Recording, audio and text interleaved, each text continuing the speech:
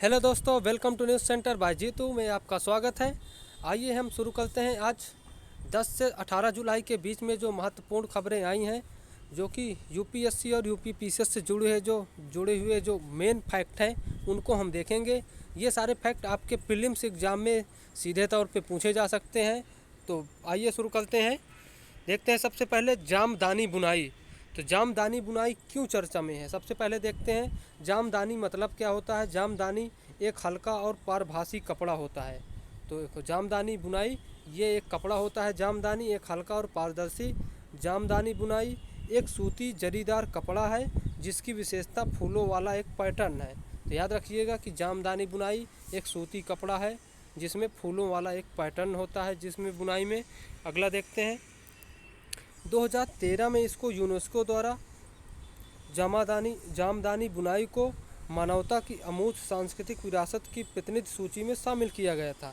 इस कपड़े को 2016 में बांग्लादेश में भौगोलिक संकेत टैग भी मिला था।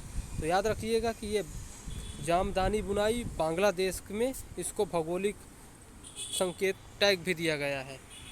आगे देखते हैं। माना जाता है कि जामदानी बुनाई ढाका मलमल उद्योग से उभरी है, जिसमें मोहम्मद बिन तुगलक 1324 से 1351 जिसका कार्यकाल था के शासनकाल के दौरान भारत में फारसी कारीगरों के आगमन के साथ सादे और सजावटी दोनों तरह के रूप में उभर कर सामने आई है।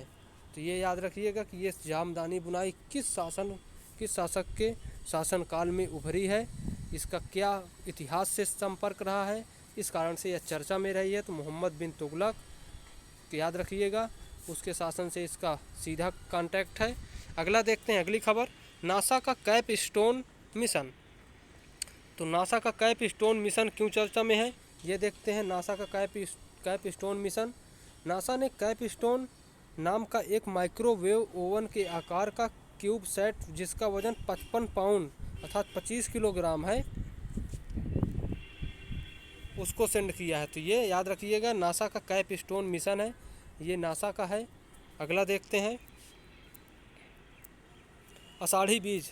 आषाढ़ी बीज क्यों चर्चा में है, तो आषाढ़ी बीज ये एक त्यौहार है। कुल मिलाकर नाम आषाढ़ी बीज है, लेकिन आप लोग याद रखिएगा ये एक त्यौहार है जो गुजरात का है। याद रखिएगा जो गुजरात का है। तो पूरी खबर देखते हैं। गुजरात का कच्छी समुदाय इस दिन अपना नया साल मनाता है। तो गुजरात का कच्छी समुदाय इस दिन अपना नया साल मनाता है। आषाढ़ी बीज हिंदू पंचांग के आषाढ़ मास के शुक्ल पक्ष की द्वितीय तिथि को पड़ता है। तो याद रखिएगा ये किस दिन पड़ता है। और ये मेन इम्पॉर्टेंट है कि ये त्यौहार गुजरात के कच्छ क्षेत्र में बारिश की शुरुआत के साथ ही जुड़ा हुआ है। तो ये गुजरात में मनाया जाता है। आप सिर्फ इतना याद रखिएगा कि आषाढ़ी बीज क्या है, तो ये एक त्यौहार है गुजरात का। वहीं अगला देखते हैं इसके बारे में। आषाढ़ी बीज के दौरान आने वाले मौसम में कौन सी फसल सबसे अच्छा करेगी, इसका अनुमान लगाने के लिए वातावरण में नमी की जांच की जाती है। तो ये भी आषाढ़ी बीज के दौरान होता है। तो हैप्पी आषाढ़ी बीज, कच्छ न्यू ईयर, आप इसकी देख सकते हो। Good wishes, peace, positive and positive prosperity. तो अगली खबर देखते हैं। तुर्की। तो अभी तुर्की का नाम तुर्की कर दिया गया है, इसलिए खबरों में है। संयुक्त राष्ट्र तुर्की द्वारा अपना नाम परिवर्तन किए जाने के औपचारिक अनुरोध पर सहमत हो गया है। तो तुर्की को अब तुर्की के नाम से जाना जाएगा। देखते हैं ये पूरी खबर क्यों ऐसा किया गया है कि तुर्की शब्द नाम इसका बदला गया है। स्थानीय स्तर पर नागरिकों द्वारा अपने देश को तुर्की या तुर्की ही कहा जाता था, लेकिन अंतर्राष्ट्रीय स्तर पर इसके अंग्रेजी संस्करण तुर्की को अपनाया गया था। तुर्की शब्द से जुड़े विवाद क्या हैं। तुर्की सरकार तुर्की शब्द के लिए गूगल खोज करने पर आने वाले परिणामों से खुश नहीं थी, इस कारण से इसका नाम बदला गया है। देखते हैं क्यों ऐसा हुआ था। इनमें से कुछ परिणामों में उत्तरी अमेरिका में थैंक्स गिविंग और क्रिसमस भोजन के लिए परोसा जाने वाला टर्की नामक बड़ा पक्षी भी मिलता है। जब गूगल में सर्च करते हैं तो ये नाम इस पे आते हैं, एक बड़ा पक्षी और क्रिसमस भोजन। अगला देखते हैं। कैम्ब्रिज डिक्शनरी की परिभाषा के अनुसार टर्की शब्द का अर्थ कुछ ऐसा जो बुरी तरह से विफल हो जाता है या बेवकूफ़ या मूर्ख व्यक्ति होता है। तो कैम्ब्रिज डिक्शनरी में इसका अर्थ बेवकूफ़ या मूर्ख व्यक्ति होता है, इस कारण से भी बदला गया है। आप देख सकते हो टर्की से जुड़ी हुई जो देशों की सीमाएं हैं वो कौन कौन है। बुल्गारिया है, Syria, Iraq, Azerbaijan, Armenia, Georgia और ब्लैक सी और भूमध्य सागर इससे जुड़ते हुए हैं। तो याद रखिएगा कौन कौन से देश, कौन कौन से महासागर इससे जुड़े हैं। अगली खबर देखते हैं। Martin Ennals award. Martin Ennals award, यह पुरस्कार जिनेवा स्विट्जरलैंड में स्थित मार्टिन एन्नेल्स फाउंडेशन द्वारा प्रतिवर्ष प्रदान किया जाता है। तो याद रखिएगा ये स्विट्जरलैंड स्थित मार्टिन एन्नेल्स फाउंडेशन द्वारा प्रदान किया जाता है। ये जिनेवा का पुरस्कार है। वहीं ये क्यों दिया जाता है, इसलिए ये मेन फैक्ट है इसका कि ये इस पुरस्कार को मानवाधिकार रक्षकों के लिए नोबेल पुरस्कार के रूप में जाना जाता है। तो याद रखिएगा ये मानवाधिकारों के लिए दिया जाता है। वहीं अगला देखते हैं। इस साल झारखंड के एक जेसुइट पुजारी और आदिवासी अधिकार कार्यकर्ता फादर स्टेन स्वामी को श्रद्धांजलि देने के लिए मरणोपरांत यह पुरस्कार दिया गया। तो ये अभी भारत के झारखंड राज्य के जेसुइट पुजारी और आदिवासी अधिकार कार्यकर्ता फादर स्टेन स्वामी को दिया गया है, जो कि मरणोपरांत दिया गया है। फादर स्टेन स्वामी को भीमा कोरे गांव मामले में गिरफ्तार किया गया था और हिरासत के दौरान ही उनकी बीमारी से मृत्यु हो गई थी। इस कारण से भी दिया गया है। वहीं अगला देखते हैं इनके बारे में देखते हैं जिनके नाम पर यह पुरस्कार दिया जाता है वो कौन है। तो मार्टिन एन्नेल्स एक ब्रिटिश कार्यकर्ता थे जिन्होंने अपना जीवन दुनिया भर में मानवाधिकारों को सुरक्षित करने के लिए, मानवाधिकारों को सुरक्षित रखने के लिए काम करते हुए बिताया। वह 1968 से 1980 तक एमनेस्टी इंटरनेशनल के महासचिव रहे। एन्नेल्स ने अनुच्छेद 19, अंतर्राष्ट्रीय अलर्ट, हॉरिडॉक्स जैसे कई संगठनों की स्थापना की। तो याद रखिएगा ये एक संगठन है अनुच्छेद 19, अंतर्राष्ट्रीय अलर्ट, हॉरिडॉक्स जैसे कई संगठनों की स्थापना की। याद रखिएगा इनका तात्पर्य किस चीज़ से है, तो ये मानवाधिकार संगठन है। वहीं अगले देखते हैं ये अगली खबर, रिबन खरपतवार। तो रिबन खरपतवार, रिबन बीड, इसका नाम क्या है वैज्ञानिक नाम, तो पोसिडोनिया ऑस्ट्रेलिस। तो रिबन खरपतवार क्यों चर्चा में है ये देखते हैं सबसे पहले। तो रिबन खरपतवार विश्व का सबसे बड़ा पौधा है। यह 180 किलोमीटर तक लंबी एक समुद्री घास होती है। तो रिबन खरपतवार नाम से ही हमें लग रहा होगा कि यह कोई एक कीटनाशक दवा है, लेकिन यह एक पौधा है। रिबन खरपतवार रिबन बीड के नाम से भी जाना जाता है। यह विश्व का सबसे बड़ा पौधा है, याद रखिएगा। ये चर्चा में क्यों है, तो ये से एक समुद्री घास भी है। आगे देखते हैं। ये ऑस्ट्रेलिया के पश्चिमी तट पर सार्क खाड़ी में खोजा गया है। याद रखिएगा ये कहाँ पर खोजा गया है रिबन खरपतवार, तो ऑस्ट्रेलिया के पश्चिमी तट पर। यह पौधा 4500 वर्ष पुराना है और अन्य समान पौधों की तुलना में इसमें गुणसूत्रों की संख्या 2 गुनी है। तो याद रखिएगा ये 4500 अर्थात बहुत पुराना पौधा है।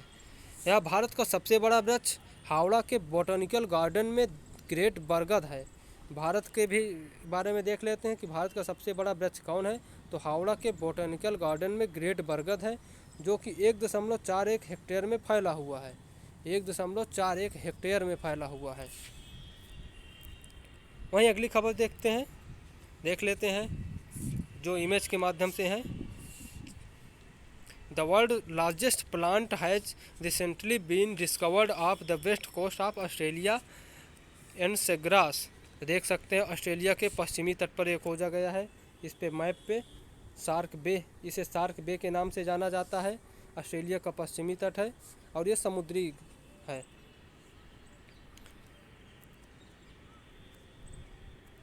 अगला देखते हैं। The plant is long enough to stretch for a distance longer than between Mumbai and Pune.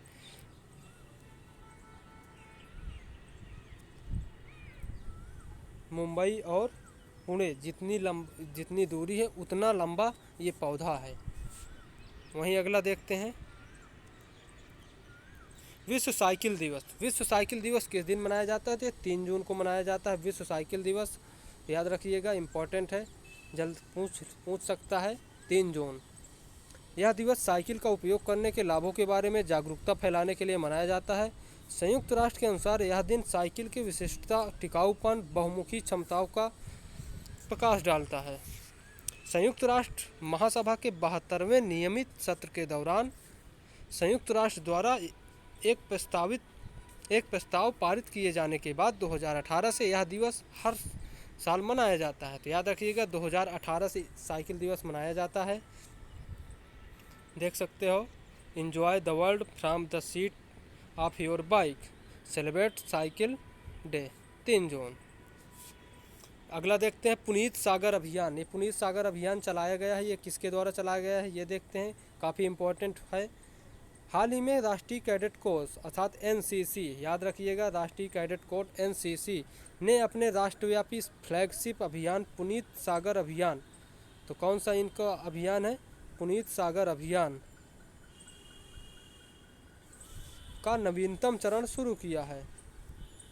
इसका उद्देश्य क्या है, समुद्र तटों और नदियों और झीलों सहित अन्य जल निकायों से प्लास्टिक और अन्य कचरे को साफ करना और स्थानीय आबादी के बीच समुद्र तटों और नदी के किनारों को साफ रखने के महत्व के बारे में जागरूकता बढ़ाना है।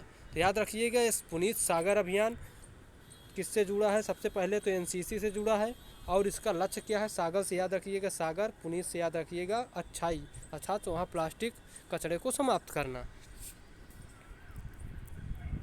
देख सकते हो एनसीसी के लोगों को। अगली देखते हैं श्रेष्ठ योजना। श्रेष्ठ योजना क्यों चर्चा में है, सबसे पहले देखते हैं श्रेष्ठ योजना का मंत्रालय कौन है, तो ये केंद्रीय सामाजिक न्याय एवं अधिकारिता मंत्रालय है। तो इसका मंत्रालय है श्रेष्ठ योजना का सामाजिक न्याय एवं अधिकारिता मंत्रालय। इसका काम क्या है देखते हैं पूरी खबर। हाल ही में केंद्रीय सामाजिक न्याय एवं अधिकारिता मंत्रालय द्वारा लक्षित क्षेत्रों के हाई स्कूल में पढ़ने वाले छात्रों के लिए आवासीय शिक्षा की योजना श्रेष्ठ, तो याद रखिएगा आवासीय शिक्षा की योजना के लिए श्रेष्ठ, इसका फुल फॉर्म क्या है, श्रेष्ठ scheme for residential education for students in high school in targeted areas की शुरुआत की है। तो इस मंत्रालय ने इसकी शुरुआत की है। इस योजना के बारे में भी देख लेते हैं। यह योजना अनुसूचित जाति के उन छात्रों के लिए बहुत फायदेमंद साबित होगी जिनकी उच्च गुणवत्ता वाली शिक्षा तक पहुंच अब तक नहीं हो सकी है। तो ये अनुसूचित जाति के छात्रों के लिए मुख्य रूप से ज़्यादा लक्षित है। लक्षित क्षेत्रों के उच्च विद्यालयों में छात्रों के लिए आवासीय शिक्षा की योजना श्रेष्ठ का निर्माण संवैधानिक अधिदेश के अनुसार अनुसूचित जाति के गरीब छात्रों को गुणवत्तापूर्ण शिक्षा और अवसर प्रदान करने की योजना से किया गया है। तो ओके दोस्तों, थैंक यू, बाय। आप लोग इस योजनाओं और इस महत्वपूर्ण सेशन के बारे में कैसा लगा आपको ज़रूर बताइएगा कमेंट में। Thank you.